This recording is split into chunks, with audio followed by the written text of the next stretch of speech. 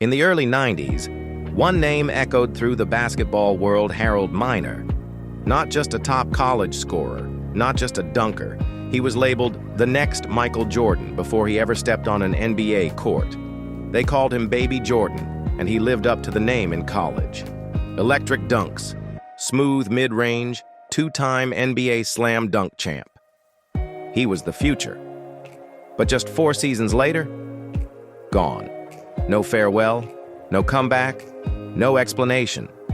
This is the rise, the hype, and the shocking vanishing act of Harold Miner. Harold Miner wasn't just good in high school. He was a spectacle. At Inglewood High School in California, he averaged 27 points per game as a senior. But it wasn't just the stats. He was dunking with authority in actual games, full-speed windmills, soaring alley-oops, and fast break slams that brought the gym to its feet. Scouts compared his grace and vertical to young Michael Jordan. That's when the nickname was born, Baby Jordan. It was meant as a compliment, but it would soon become a burden. Miner committed to USC, and it didn't take long before he turned heads across the nation. By his sophomore season, he averaged 23.5 points per game, leading USC to a top national ranking. He wasn't just a dunker, he had a deadly mid-range jumper, a strong post-up game, and the body control of a veteran pro. He was a highlight machine, showing up on SportsCenter almost weekly, and his popularity exploded. People started buying USC tickets just to see him dunk on defenders. At that time, he wasn't just the best dunker in college, he was one of the best players, period. In the 1992 NBA draft, the Miami Heat selected Harold Miner 12th overall. This was a loaded draft class, featuring names like Shaquille O'Neal, Alonzo Mourning, and Latrell Sprewell. But the Heat believed they had something special. They said he could be their franchise player. He was selected ahead of multiple future All-Stars, and Miami fans were buzzing. The plan was simple: build around the next MJ. Harold Miner's rookie year wasn't dominant, but it had moments. He had a 25-point game against Phoenix where he showed off everything: deep jumpers, fast breaks, and rim-rattling dunks. His athleticism was legit. His footwork, tight. His pull-up game, smooth. But cracks were already showing. He didn't play big minutes and wasn't used consistently in the offense. Coach Kevin Lockery was unsure how to fit him into the system. Still, the fans believed. The flashes were enough to keep the hype alive. The 1993 NBA Slam Dunk Contest changed everything. Miner stepped on that stage and dominated. He beat out big names like Shawn Kemp and Doug Christie, throwing down reverse windmills and skywalking jams with MJ-like flair. The media exploded. Baby Jordan has arrived. He became a household name overnight. The contest gave him the identity that his on-court stats hadn't. He was a star in the making. But highlight dunks can't cover up holes in a game forever.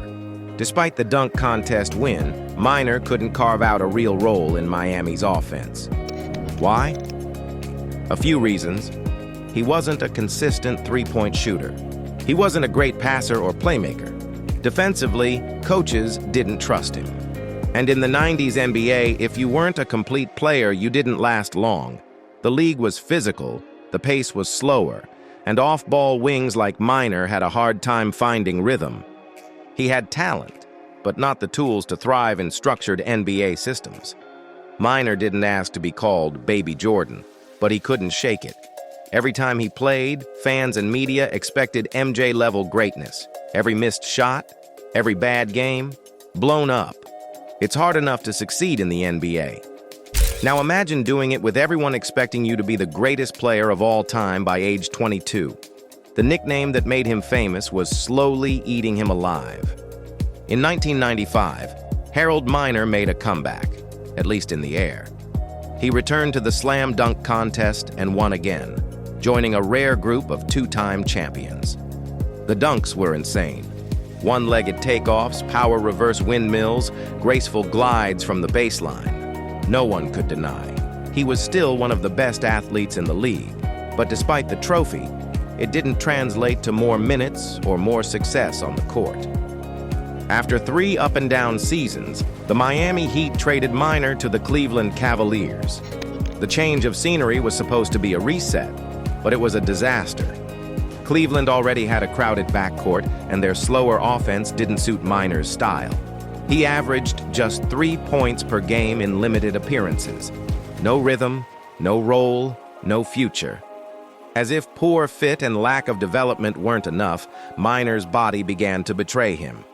He dealt with chronic knee pain, hamstring issues, and back tightness. His biggest asset, explosiveness, began to fade. Without his bounce, he wasn't the same player, and in a league full of rising stars and deeper skill sets, Miner faded into the background. In 1996, Miner played his last NBA game. He was just 24 years old. No big injury, no farewell tour, just done. He simply walked away. Over 4 seasons, he played only 200 games and averaged just 9 points per game. From the face of the future to out of the league in less than half a decade. After leaving the league, Harold Miner did something few former stars do. He disappeared, completely. No interviews, no reality shows, no coaching gigs. He went quiet, moved into private business, stayed away from cameras, and refused to talk about his NBA career. For years, people speculated, was he bitter, regretful, embarrassed? No one really knew. All they knew was that baby Jordan had vanished. In 2010, fans were stunned when Miner finally resurfaced.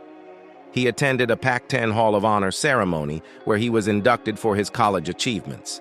He looked healthy, calm, and content. He told reporters he had no regrets. He said he loved basketball but didn't need to live in the past. It was the closure fans didn't even know they needed.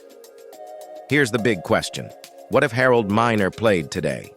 In an era that celebrates highlights, pace and space offenses, and social media hype, he might have been a star.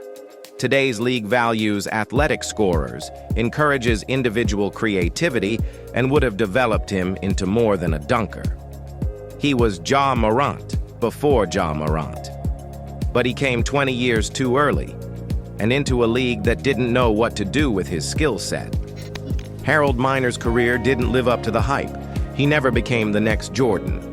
But maybe that was the problem. He was never meant to be.